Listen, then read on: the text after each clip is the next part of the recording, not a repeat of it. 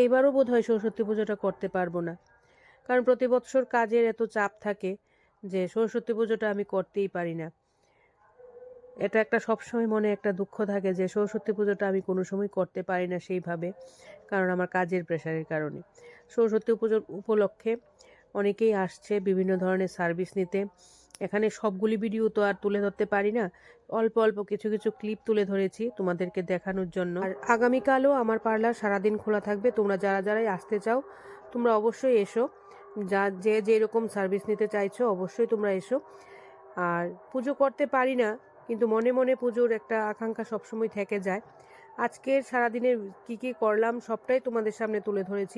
আর আমার পার্লারে কিন্তু নেইল আর্টও করানো হয়।